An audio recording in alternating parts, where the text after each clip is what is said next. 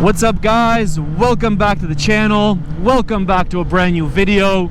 Instead of going like super fast today and doing dumb shit like I usually do, I wanted to give some tips and tricks, especially for new beginner riders, so you guys can improve quicker, know some basic mistakes, know how to maintain your bike and stuff like that. So let's get right into the video, boys. Alright boys, so the first thing I wanted to talk about, and it's probably the most obvious thing, start on a small CC bike.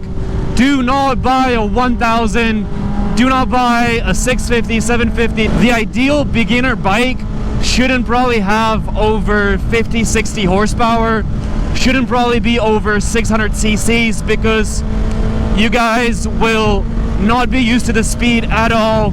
You guys will just freaking crash. So please start on like a 125, a 300 or a 400. That's kind of like the best thing you can do. So basically the reason why you guys should buy a 300 or a 400 maximum is because 600s and leader bikes are just so freaking powerful.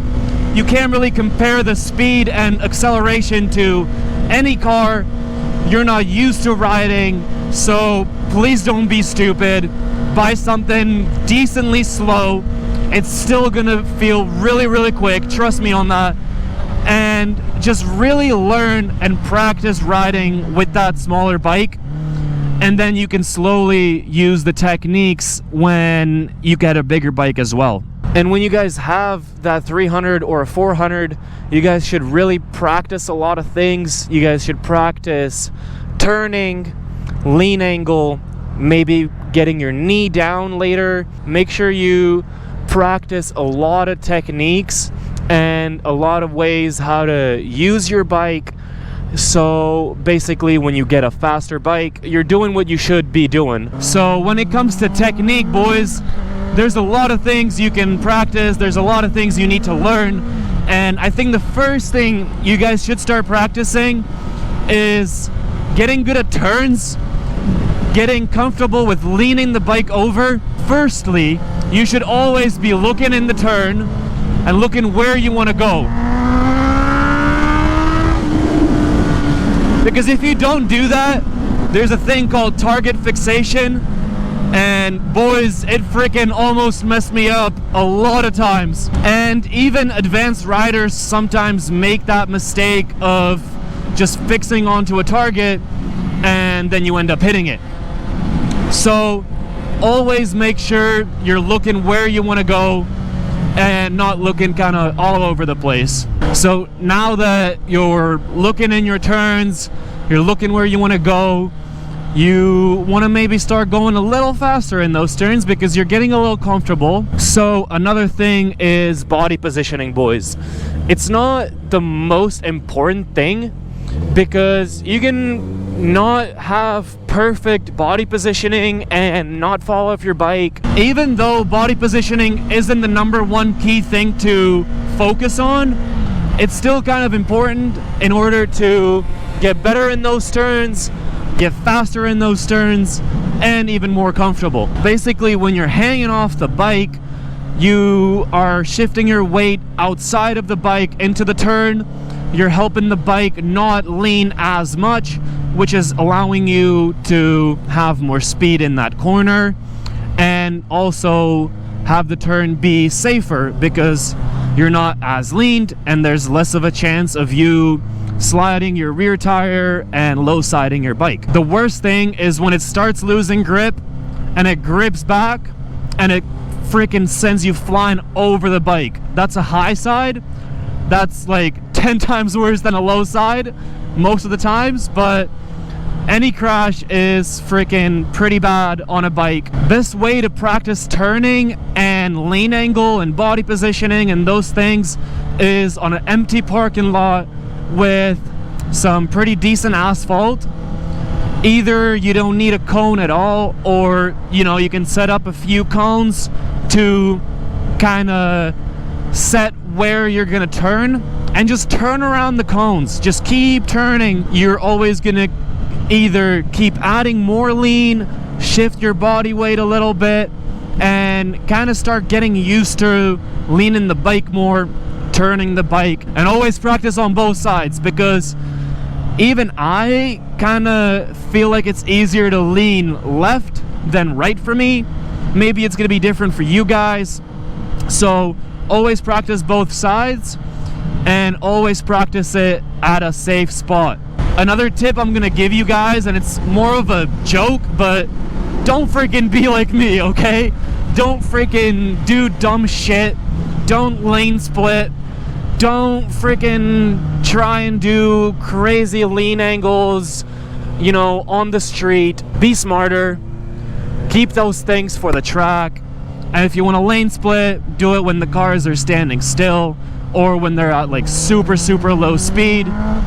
But always watch out and always ride like you're invisible, because most of the times no cars will see you, even if you have a loud exhaust. I get that loud pipes save lives. We all heard it, boys. But it's not 100% true. I like to say it as well. And I did see that, you know, some cars can hear the exhaust and they'll move so you can go around them and stuff like that. But that's like 5-10% of riders. The rest just does not see you. Take those things into consideration when you're riding a bike. When they hit you, they're not gonna feel shit, but you're gonna be in a freaking hospital. So always ride like you're invisible, boys. Don't do what I'm right now doing. And yeah, on to another tip, boys. All right, boys, tip number 3 or 4, I don't really know, I've lost count. It's gonna be more about maintaining the bike, okay? So always freaking check everything on your bike before a ride. Check your tire pressures, you know, especially if you've not been riding for like 2 weeks and your bike's been sitting. Tires in general are one of the most important things on a motorcycle, boys. It's the only thing that's in contact with the road, obviously, and it's super important because you only have 2 wheels. You're leaning the bike over, you know, you're doing wheelies, you're doing dumb shit. You need good tires and you need good tire pressure. Now, if you're a beginner rider, just do what the manual says. You know, stick to the tire pressure that the manufacturer recommends, because 99.9% of the time, they pretty much know what they're doing. They know how the bike should handle. Also, make sure you check your chain very frequently, about every 500 kilometers or so. You don't have to do anything with it if it's good, but just make sure you check the slack. Make sure it's not super loose or super tight. It could either snap on you or it can fall off. So that's a big freaking issue. You're prematurely wearing out your front sprocket, your bearings and stuff like that, and those can be some costly repairs in the future too. Obviously, you boys don't want to go to a dealership to adjust your chain every single time.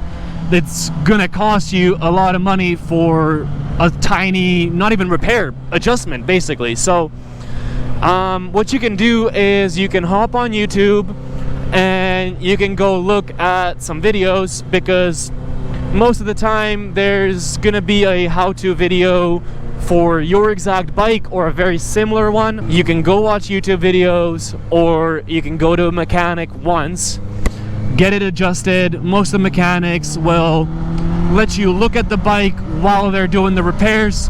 So you can ask the mechanic on your exact bike for some tips and tricks on adjusting the chain and stuff as well. So you guys have a lot of tips, but in the end of the day, you guys should be able to do it yourself. Another thing I forgot to mention is not only adjusting your chain, but also lubing your chain and cleaning your chain. Obviously, if you're going mudding with a motocross bike or something like that, obviously it's gonna get dirty. But if you're just on the road, your chain should always be pretty clean, and it should always be lubed up with some good chain oil. I use a small trick when I lube up my chain. It's not really a huge trick, but I just use a small piece of a cardboard box and I stick it behind the chain. So in that case, when I spray the oil on the chain, it doesn't squirt around and doesn't go on my tire. Because obviously, boys, oil on a tire is one of the worst things that can possibly be. And if that happens, you can wipe it off your tire, ride really carefully, and it'll slowly, you know, get off the tire. But if you have oil on your tire and you start, you know, leaning and riding fast, it's not gonna end up freaking working great. The next tip will be kind of self-explanatory, but just ride your own ride. If you're in a group, you'll come across some fast riders, new riders. You're gonna come across pretty much everyone.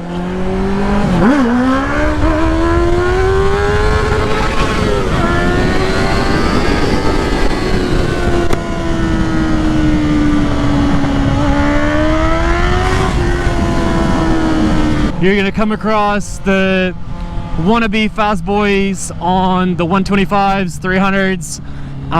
You'll come across some really skilled riders on leader bikes. You'll come across some dumb people. You know, you're gonna come across a lot of people.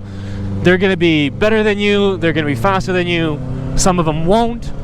So just always make sure to ride within your own limits. I feel like sometimes I also get carried away and I go ahead and do some like really crazy stuff on the road, which is not necessary. So it applies to me too, it applies to almost everyone. Ride within your limits, always use your head, know what you're capable of, and rather keep those risky things for the track than for the street, because sometimes, boys, it's a rewarding feeling. It's obviously fun to split lanes, do wheelies, do dumb shit. It's super fun to do all this stuff, boys. I know, I freaking do it. But just know you're always taking a risk when you're doing it on a road with cars and stuff like that. So make sure you know about the risk and just rather don't do it.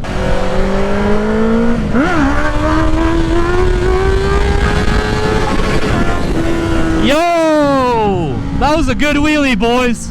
Another tip I want to give you, boys, is don't freaking look at stats too much when you're buying a bike. Obviously, you need the stats. Obviously, you need to know the power, price, weight, all those things. Rather than spending hours on the stat sheets, go take the bike out for a ride and see how you personally like it. Freaking GoPro always running out of battery, boys. I'm gonna have to leave it off here. If you guys did enjoy this video, make sure to hit that like button, subscribe, and I'll see you boys next week. Peace!